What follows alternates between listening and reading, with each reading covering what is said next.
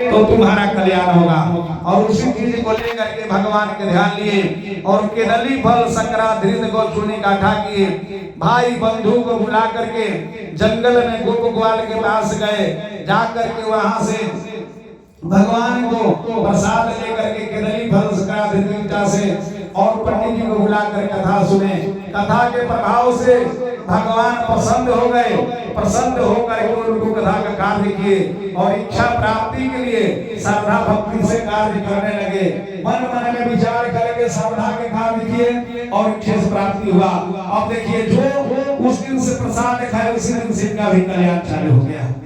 जो विप्र देवता भिक्षा मांग करके व्रत की वही दूसरा जन्म में सुदामा जी बने हुए हैं। सुदामा जी भी अपने ही मित्र का धन खा गए, इसलिए बहुत सा दुख हुआ। फिर भी अपने पत्नी के बात मान करके और जाते हैं कहा कृष्ण भगवान के पास। उनका पत्नी कहेगी हे स्वामी हम लोग दुख से दुखित हैं। हम सुने हैं कि भगवान कृष्ण दया वायु है और बहुत दया करने वाले वह दान देते हैं। जाइए ना जाइएगा, कुछ खाने पीने के लिए मिल जाएगा तो कुछ दिन के लिए तो कल्याण होगा। फिर भी सुदामा जी कहते हैं कि आफत काल में हित मित्र कोई साथ देने वाला नहीं है, इसलिए सुशीला मत विदा करो। फिर भी उनका पत्नी कहती है एक बार हमारे कहने से चले जाइए फिर दोबारा हम नहीं जाएंगे। ऐसे भी सबका पत्नी प्यारी होती है। सुदामा जी के क्या कहा जाए, पत्नी कोई भी कितना हो पुरुष गुस्सा में और पत्नी दो चार बार अपना मना कर कह देती है तो सब लोग बात मान जाते हैं। उसी तरीका से सुदामा जी वहां से बात मान करके गए और वहां सुदामा जी के पास कृष्ण भगवान गए। कृष्ण भगवान के पास सुदामा जी गए और दो फाका कृष्ण भगवान उनका चना लेकर खाए और दो लोग दे दिए। तो कभी समय के अनुसार अपना कार्य सब लोग अपने मन से कीजिए, लेकिन रह रह के पत्नी के भी बात मानना चाहिए, इसलिए कल्याण हो जाता है। विवाह में यही सिखलाया जाता है कि आपस में दोनों का प्रेम रहना चाहिए और दोनों का बात परस्पर मानना चाहिए। आपका घर का लक्ष्मी का कार्य बढ़ता रहेगा। कभी मारपीट को नहीं करना चाहिए, लेकिन लोग करते हैं तो क्या किया जाए, लेकिन नहीं करना चाहिए। समय के अनुसार प्रेम बनाकर रखें तबे जाके कल्याण होता है। अब देखिए भगवान कैसे कृपा बात हुआ। फिर वहां से लकड़ी बेचने वाला जो लकड़हारा दूसरे जन्म में केवट बना।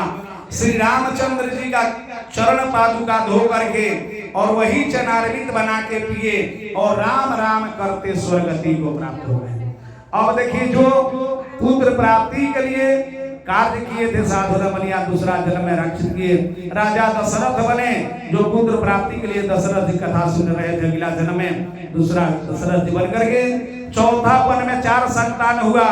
और फिर भी श्रवण कुमार के माता पिता का श्राप के कारण से दशरथ जी का प्राण पखेरु भी निकल जाता है जब रामचंद्र जी का वनवास हुआ है।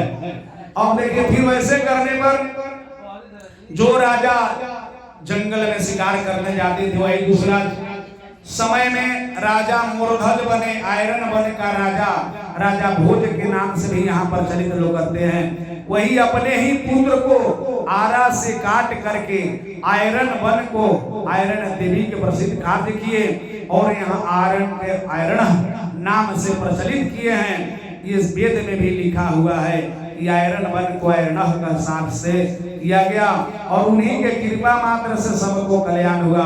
भगवान चतुर्भुज में दर्शन दे करके उनको शांति दिए, वरदान दिए।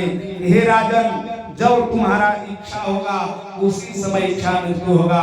यहाँ से मोक्ष प्राप्ति की आशीर्वाद दे करके वहां संत ध्यान हो जाते हैं। जो भी श्रद्धा से भक्ति से कार्य करेगा, भगवान का कथा सुनेगा, उनका कल्याण हो जाएगा। इति श्री स्कंद पुराणे रेवा खंडे सत्यनारायण व्रत कथा का 7वां अध्याय पूरा हुआ।